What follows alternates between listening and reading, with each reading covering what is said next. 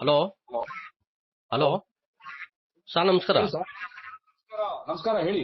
Sir, Bhaskar ಸಾಹೇಬ್ರ ಮಾತಾಡೋದು? ಮಾತಾಡ್ತಾ ಇದ್ದೀನಿ, ಮಾತಾಡಿ ಸರ್. ಸರ್ ನಮಸ್ಕಾರ, ಕೋಲಾರದಿಂದ ವಿಜಯ್ ಕುಮಾರ್ ಅಂತ, ಕಲ್ಕೆರೆ ವಿಜಯ್ ಕುಮಾರ್ ಅಂತ ಮಾತಾಡೋದು. ಹಲೋ ನಮಸ್ಕಾರ ಹೇಳಿ ಸರ್. ನಮಸ್ಕಾರ ಹೇಳಿ. ಸರ್, ನಾನು ಕೆಲವೇ ನಿಮಿಷಗಳು ಮಾತಾಡೋದು, ಇನ್ನೂ ರಾಜ್ಯದಿಂದ ಅನೇಕ ಜನರು ಮಾತಾಡೋ ಇದಿದೆ. ಒಂದ್ 2 ಮಾತು ಮಾತಾಡಕ್ಕೆ ಇಷ್ಟಪಡ್ತೀನಿ. ನಾವ್ ಹೇಳಿದ್ಮೇಲೆ ಆಮೇಲೆ ನೀವು ಮಾತಾಡಿ ಸರ್, ದಯವಿಟ್ಟು. ಹಲೋ ಮಾತಾಡಿ ಮಾತಾಡಿ. ಸರ್, ಇಡೀ ಕರ್ನಾಟಕ ರಾಜ್ಯದಲ್ಲಿ ಕೋಲಾರ ಜಿಲ್ಲೆಯಲ್ಲಿ ದಲಿತ ಸಂಘಟನೆಗಳು ಹುಟ್ಟಾಕಿದ್ದು ಅವರೂರು ಕೋಲಾರ. ಆ ಕೋಲಾರದಲ್ಲಿ ಮಾದಿಗರಾಗಿರ್ಬೋದು, ವಲಯರಾಗಿರ್ಬೋದು, ಅಣ್ಣ ತಮ್ಮನರಂಗೆ ಬದುಕ್ತಾ ಇದ್ದೀವಿ ನಾವು. 1973-74 ಪ್ರೊಫೆಸರ್ ಬಿ ಕೆ ಕೃಷ್ಣಪ್ಪನವರು ಏನ್ ಸ್ಥಾಪನೆ ಮಾಡಿದ ದಲಿತ ಸಂಘರ್ಷ ಸಮಿತಿ, ಆಗ ನಮ್ಮ ಚಿಂತಾಮಣಿ ಎನ್ ಶಿವಣ್ಣವರಾಗಿರ್ಬೋದು, ಸಿ ಎಂ ಮುನಿಯಪ್ಪಣ್ಣ ಆಗಿರ್ಬೋದು, ನಮ್ಮ ಕೋಲಾರ ಟಿ ವಿಜಿ ಕುಮಾರಣ್ಣ ಆಗಿರ್ಬೋದು, ಎನ್ ಮುನ್ಸಾಮಣ್ಣವರಾಗಿರ್ಬೋದು, ಗಡ್ಡಂ ವೆಂಕಟೇಶಣ್ಣವರಾಗಿರ್ಬೋದು, ಹಿರಿಯ ಅನೇಕ ಹೋರಾಟಗಾರರು ಎಲ್ಲ ಸೇರಿ ಸಂಘಟನೆ ಕಟ್ಟಿ ದಲಿತ ಸಂಘರ್ಷ ಸಮಿತಿ ಅಂತ ಹುಟ್ಟಾಕಿದ್ರು.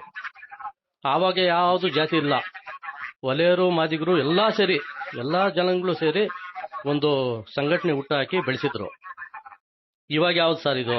ವಲಯರು ಬೇರೆ, ಮಾದಿಗರು ಬೇರೆ. ಏನ್ ಸರ್ ಇದು ನ್ಯಾಯನಾ? ಒಳ ಮೀಸಲಾತಿ ಹೋರಾಟ ಮಾಡ್ತಾ ಇದೀವಿ. ನಿಮ್ಮ ಹಕ್ಕು, ಸಂವಿಧಾನದಲ್ಲಿ ಪ್ರಜಾಪ್ರಭುತ್ವ ಎಲ್ಲಾರ್ಗೂ ಸರ್ವಸಮಾನ ಹಕ್ಕಿದೆ. ನೀವು ಕೇಳಿ, ತಪ್ಪೇನಿಲ್ಲ. ಒಳ ಮೀಸಲಾತಿ ಬೇಕಂತ ನೀವು ಕೇಳ್ತಾ ಇದ್ರಿ, ನಾವು ಅದಕ್ಕೆ ವಿರೋಧ ಮಾಡ್ತಾ ಇಲ್ಲ. ಆದ್ರೆ ವಲಯರು ಬೇರೆ, ಮಾದಿಗರು ಬೇರೆ ಅಂತ ವಿಂಗಡಣೆ ಮಾಡ್ತಾ ಇದ್ರಲ್ಲ, ದಯವಿಟ್ಟು ಅದನ್ನ ನಾನು ಖಂಡಿಸ್ತಾ ಇದ್ದೀನಿ.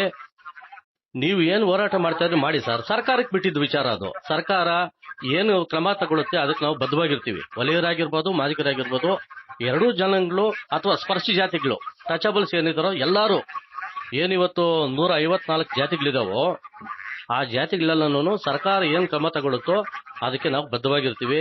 ನಿನ್ನೆ ಸನ್ಮಾನ್ಯ ಕೆ ಎಚ್ ಮುನಿಯಪ್ಪನವರು ಒಂದು ಮಾತು ಹೇಳಿದ್ದಾರೆ. ನಾವೆಲ್ಲ ನಾವು SC ST ಮಿನಿಸ್ಟರ್ಗಳಿದ್ರಿ, ಶಾಸಕರಿದ್ರಿ, ನಾವೆಲ್ಲ ಸೇರಿ ನಾವೆಲ್ಲ ಒಂದೇ. ಅದುವರೆಗೂ ದಯವಿಟ್ಟು ಯಾರು ಎಲ್ಲಾರ್ಗೂ ಸರ್ವಸಮಾನವಾಗಿ ಮೀಸಲಾತಿ ಹಂಚಿಕೆ ಮಾಡ್ತೀವಿ, ಅದುವರೆಗೂ ಯಾರು ಏನು ಇದು ಮಾಡಬೇಡಿ ಅಂತ ಒಂದು ಸಂದೇಶ ಕೊಟ್ಟವ್ರೆ. ಅದಕ್ಕೆ ನಾವು ತಲೆ ಬಾಗ್ತೀವಿ. ಮತ್ತೆ ಈ ವಿಚಾರದಲ್ಲಿ ಯಾರು ಧ್ವನಿ ಎತ್ತಿಲ್ಲ.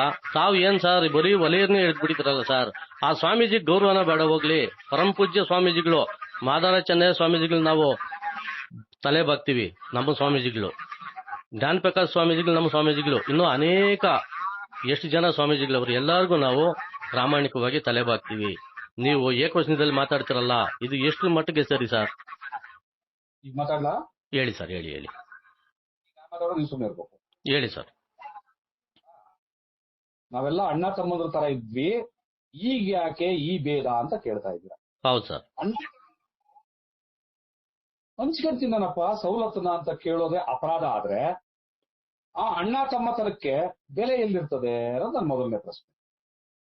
ಒಳ ಮೀಸಲಾತಿಯನ್ನ ಕೇಳ್ತಾ ಇರೋದೇ ಅಪರಾಧ ಅನ್ನೋದಾದ್ರೆ ಬಾಬಾ ಸಾಹೇಬರು ಕೊಟ್ಟಂತಹ ಮೀಸಲಾತಿ ಆದ್ರೂ ಯಾಕೆ? ಹಂಗಾದ್ರೆ ಮೀಸಲಾತಿ ತಗೊಂಡು ಹಿಂದೂ ಧರ್ಮ ಒಡೆದೋಯ್ತು ಅಂತ ಗಾಂಧಿ ಹೇಳಿದ್ದಕ್ಕೂ ಒಳ ಮೀಸಲಾತಿ ತಗೊಂಡು ಒಲೆ ಮಾದಿಗರು ಅಂತ ಒಡೆದೋದು ಅಂತ ಹೇಳ್ಕೊಳ್ಳೋದಕ್ಕೂ ಏನ್ ವ್ಯತ್ಯಾಸ ಸರ್? ತಮಗೆ ಅದು ಹೇಳಿ ಸರ್, ಹೇಳಿ ಹೇಳಿ ಹೇಳಿ. ನೀವೇ ಮಾತಾಡ್ಬೇಕಾ? ಹೇಳಿ ಸರ್, ಹೇಳಿ ಹೇಳಿ.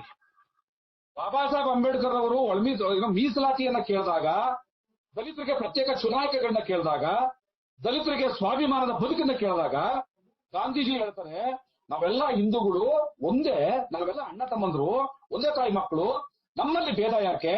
ಈ ಮೀಸಲಾತಿ ಪ್ರತ್ಯೇಕ ಚುನಾಯಿಕ ಎಲ್ಲ ಬೇಡ ಅಂತ ಅಂದ್ಬಿಟ್ಟು ಯರವಾಡ ಜೈಲಲ್ಲಿ ಹೋಗಿ ಉಪವಾಸ ಕೂತ್ಕೊಂಡು ಬಾಬಾ ಸಾಹೇಬ್ರಿಂದ ಹಕ್ಕನ್ನ ಕಿಕ್ಕತ್ತಾರೆ.